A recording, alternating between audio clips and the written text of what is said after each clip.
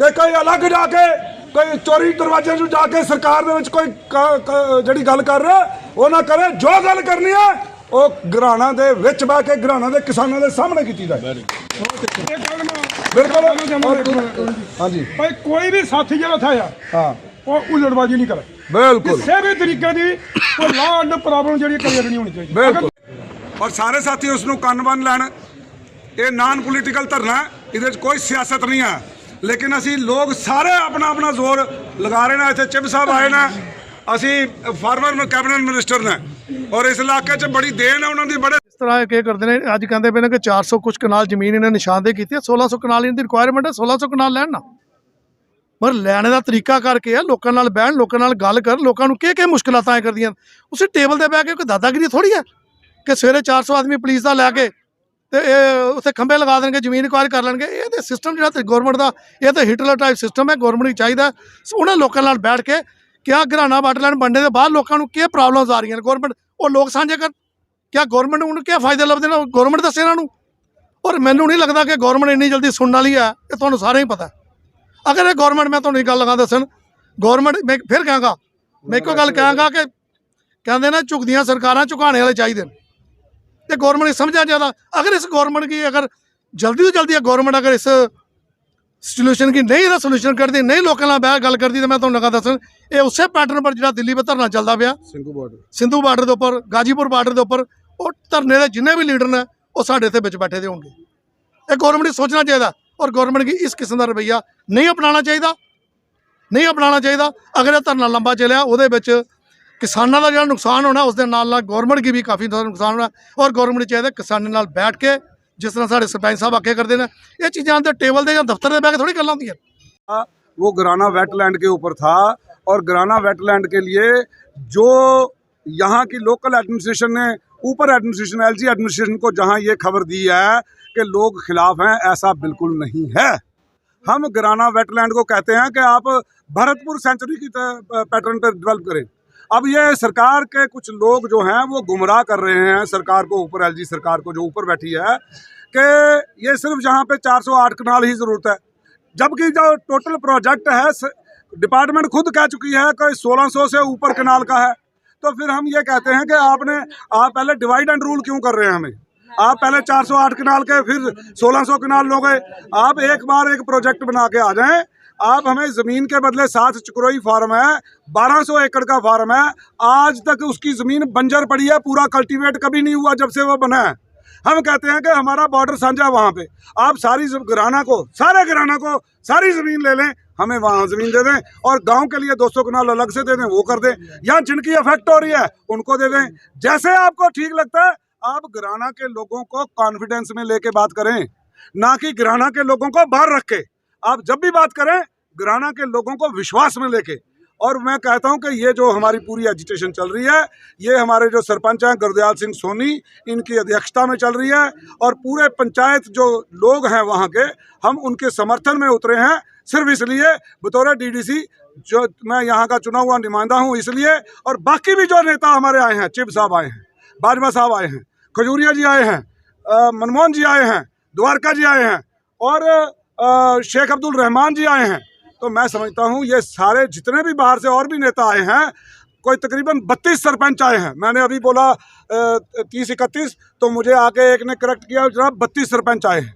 तो जनाब ये पूरी पंचायतें सारे लोग आए हैं। हमारी विनम्र प्रार्थना है कि जो कानून कहता है आज की डेट में कि 4 गुना रेट जो है दिया जाना चाहिए जिसकी भी ज़मीन आप सरकार ने लेनी है।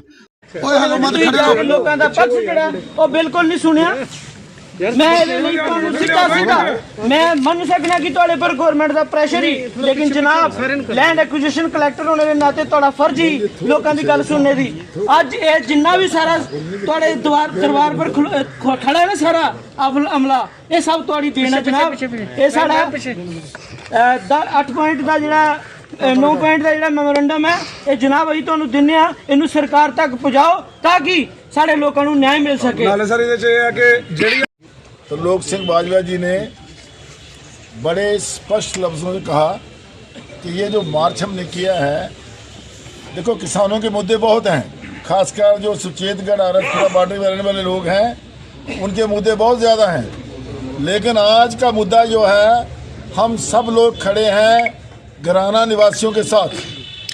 यहाँ सरकार का प्रपोजल है कि वहाँ बर्ड सेंचुरी यानी वेटलैंड बनाई जाए और किसानों की ज़मीन वहाँ एक्वायर की जाए। देखिए, घराना के लोग, जो हम लोग उस वेटलैंड के अगेंस्ट नहीं हैं। सरपंच साहब ने बड़ा क्लियर कर दिया, गुरदयाल सिंह मजोत्रा जी ने, हम उसके खिलाफ नहीं हैं। लेकिन जिन लोगों की ज़मीनें जा रही हैं, 1 कनाल ज़मीन, 4 कनाल ज़मीन, 1 एकड़ ज़मीन, जिन लोगों की ज़मीनें जा रही हैं उनको प्रॉपर मुआवजा मिला जाए लॉ के मुताबिक। और ये एक सिस्टम है, मैं समझता हूँ, जैसे मेरी नॉलेज कहती है कि कम से कम 4 गुना जो इसकी ज़मीन की कीमत हो, 4 गुना मुआवजा उनको मिलना चाहिए। नंबर 2, ये मामला अदालत में गया था और अदालत में स्टे हुआ जैसे कि सुना जाता है, लेकिन वो स्टे सरकार को कैसे सर्व नहीं हुआ हम ये नहीं जानते। लेकिन मैं सरकार से को कहना चाहूँगा कि लोगों के सेंटिमेंट्स देख लीजिए। आज घराना अकेला नहीं है, आज घराना के साथ कंप्लीट सुचेतगढ़ बॉर्डर के लोग साथ हैं, सभी सरपंच साथ हैं, साथ हैं, सब लोग साथ हैं। और मैं ये कहना चाहूँगा कि लोगों को उस ज़मीन के बदले लोगों की इच्छा के मुताबिक प्रॉपर मुआवजा दिया जाए।